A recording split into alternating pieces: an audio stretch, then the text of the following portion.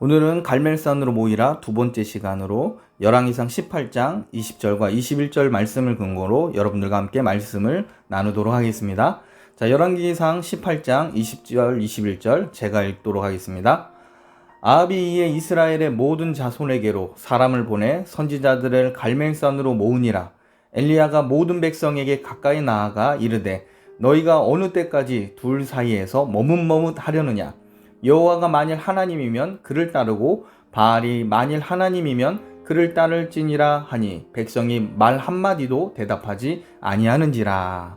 아멘. 엘리야는 아합에게 바알의 성지와 같은 이 갈멜산에 바알과 아세라 선지자들을 불러 모아달라고 요청하였습니다. 20절에 보면 아합이 직접 사람들을 보내 이세벨에게 속한 바알과 아세라 선지자 850명을 갈멜산에 불러 모았다라고 기록하고 있습니다. 엘리야와 바알 선지자들을 보기 위해 이스라엘의 수많은 사람들도 갈멜산에 몰려왔습니다.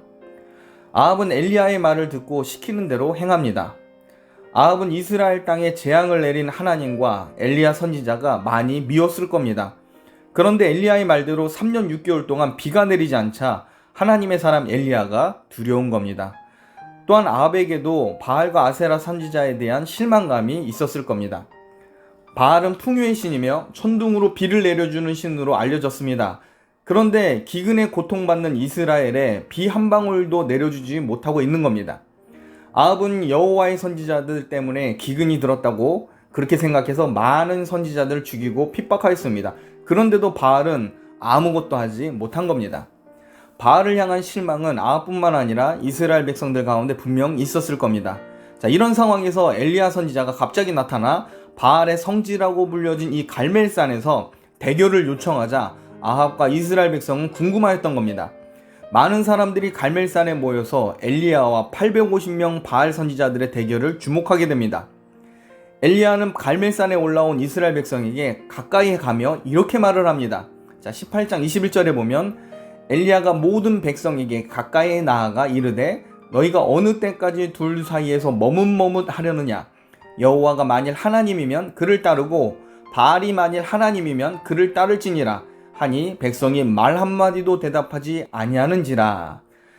엘리야는 갈멜산에 모인 모든 백성에게 하나님과 바알 사이에 왜 머뭇머뭇거리고 있느냐라고 호통을 칩니다. 자, 여기서 우리는 엘리야의 말을 통해 이스라엘 백성들이 영적 혼돈에 빠져 있음을 알 수 있습니다. 자, 21절에 보면 여호와가 만일 하나님이면 그를 따르고 바알이 만일 하나님이면 그를 따르라라고 되어 있습니다. 한마디로 여호와 하나님이 신이냐 아니면 바알이 신이냐, 지금 이 사이에서 오락가락하는 것이 현재 이스라엘 백성의 영적 상태입니다. 당시 이스라엘 백성의 영적 상태를 세 가지 정도 부류로 설명할 수 있습니다. 자, 첫 번째로는 여호와 하나님만이 참신이라고 믿는 사람도 있었습니다. 대표적으로 아합의 신하 오바댜가 있고 북이스라엘에 남아있던 여호와의 선지자들이 해당됩니다. 첫 번째 부류에 속한 사람은 소수입니다. 그리고 두 번째 부류론 바알만이 강하고 좋은 신이라고 여기는 부류가 있었습니다. 대표적으로 아합과 이세벨 그리고 바알과 아세라 선지자들이 이에 해당되는 사람들입니다. 일단 여러분이 아셔야 할 것은 바알 종교는 유일신 개념이 없습니다. 이들은 신은 여러 종류의 많은 신들이 있다라고 생각하는 자들입니다. 여러 종류의 신들이 있지만 그중 강한 신이 있고 자기들을 이롭게 하는 좋은 신이 있을 뿐입니다.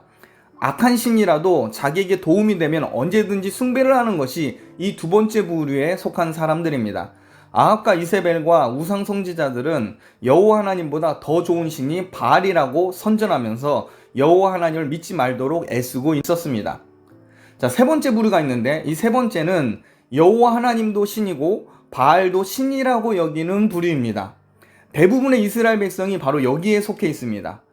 하나님과 바알 중 어떤 편에도 완전하게는 속하지 않고 자기 마음 가는 대로 섞어서 지금 믿고 있습니다. 이스라엘 사람들에게 여호와 하나님은 민족신이고 이스라엘을 세운 조상들의 하나님입니다. 비록 우상을 숭배하고는 있지만 오랜 전통과 문화 속에 있던 이 하나님을 완전히는 버릴 수가 없었던 겁니다. 말씀을 통해 하나님을 아는 건 아닙니다. 그러나 문화 자체가 오랫동안 하나님이 포함되어 있었기 때문에 습관대로 하나님과 관계를 가지고 있었습니다. 자, 그렇다고 해서 이 세 번째 부류의 사람들이 하나님을 믿는 게 아닙니다. 자, 쉽게 예를 들면 이렇습니다. 우리나라도 오랫동안 유교를 따랐습니다. 그래서 조상에게 제사를 드리는 문화가 있습니다. 이 문화는 지금까지도 내려오고 있습니다. 그렇다고 현대인들이 과거처럼 유교를 따르지는 않습니다. 문화는 오랫동안 그렇게 해왔기 때문에 익숙한 것일 뿐이지 진심으로 신뢰하는 것은 아닙니다.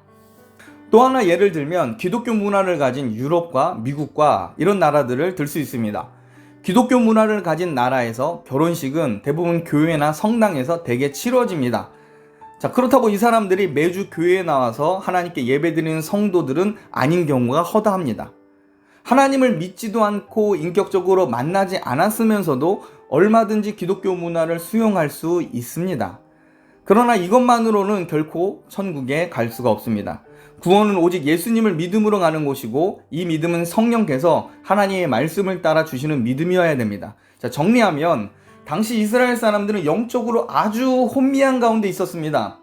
이스라엘 사람들은 오랫동안 익숙하게 문화로 받아들인 하나님과 이제 왕이 주도해서 강제적으로 심으려고 하는 이 바알을 서로 혼합해서 믿고 있었습니다. 하나님 말씀을 모르기 때문에 하나님과 바알을 구분하지 않고 이것저것 자기 좋을 대로 믿었던 겁니다. 엘리야는 이런 상황에 있는 이스라엘 백성들을 향해서 머뭇거리고 있다라고 꾸짖고 있습니다. 자, 18장 21절 말씀 한 번 더 읽겠습니다. 자, 18장 21절입니다. 엘리야가 모든 백성에게 가까이 가가 이르되 너희가 어느 때까지 둘 사이에서 머뭇머뭇하려느냐? 여호와가 만일 하나님이면 그를 따르고 바알이 만일 하나님이면 그를 따를지니라 하니 백성이 말 한마디도 대답하지 아니하는지라. 21절에 머뭇머뭇하다라는 이 단어는 히브리어로 파사흐라고 되어 있습니다. 자, 이걸 해석하면 절름거리다라는 뜻을 가지고 있습니다. 엘리야는 이스라엘 백성을 보면서 마치 절름발이가 절뚝거리고 있듯이 방황하고 있다라고 지금 책망하고 있습니다. 이들은 하나님을 바알처럼, 바알을 하나님처럼 여기고 있습니다. 하나님 말씀을 모르기 때문에 이것이 하나님이 말씀하신 것인지 아니면 바알 신화에서 나온 내용인지 구분도 못합니다. 참 진리되는 하나님 말씀에 두 발을 세워야 하는데 어디에 자기 발이 세워져 있는지도 모르고 있는 상태입니다. 두 발이 정상적으로 서 있지 못한 채로 있기에 이들은 두 마음을 품은 자가 되었습니다. 성경은 정함이 없는 마음을 부정한 것으로 보고 하나님께서 미워하시는 마음이라고 정죄를 합니다. 하나님은 분명한 분이며 거룩하신 하나님입니다. 하나님은 세상 신과 함께 두고 우상들과 같이 혼합하여 나오는 것을 매우 미워하십니다. 10계명의 첫 번째와 두 번째 계명은 하나님께서 혼합주의 신앙을 얼마나 미워하시는지 알게 합니다. 여호와도 하나님이고 바알도 하나님으로 믿고 사는 백성들에게는 하나님 말씀은 중요하지 않습니다. 하나님의 말씀은 하나님 외에는 다른 신이 없다라고 가르칩니다. 하나님도 믿고 바알도 믿겠다고 하는 사람은 결국 하나님을 만홀히 여기는 것밖에 되지 않습니다. 말씀을 마치겠습니다. 하나님의 말씀을 모르면 하나님을 세상 방식대로 섬길 수밖에 없습니다. 점집도 다니고 절집도 다니고 이것저것 다 하면서 교회도 나오고 있다면 이 사람은 만군의 하나님의 심판의 대상이 될 겁니다. 그러므로 하나님의 말씀을 알고 하나님을 향한 한 마음으로 하나님만 섬기는 성도가 진짜 성도입니다. 하나님은 순전한 마음이 아닌 불순물이 섞여 있는 마음을 싫어하십니다. 하나님 앞에 제3의 지대는 없습니다. 다른 종교와 갈등을 피하기 위해 세상 신도 수용하고 하나님 눈치도 보는 그런 신앙생활은 하나님 앞에 있을 수가 없습니다. 갈멜산에 선 엘리야는 이스라엘 백성들을 향해서 명확하게 입장을 밝히라고 선포합니다. 오늘날 교회도 엘리야처럼 선포해야 합니다. 이러한 선포를 통해 하나님께서 택한 백성은 깨닫고 돌아오게 됩니다. 거룩하신 하나님을 순전하게 선포될 때 혼합주의 신앙은 사라지고 하나님의 권위가 온전하게 세워지게 됩니다. 그러므로 여러분은 하나님 말씀을 근거로 하나님을 알며 하나님께만 순종함으로 순전한 예배자가 되길 바랍니다.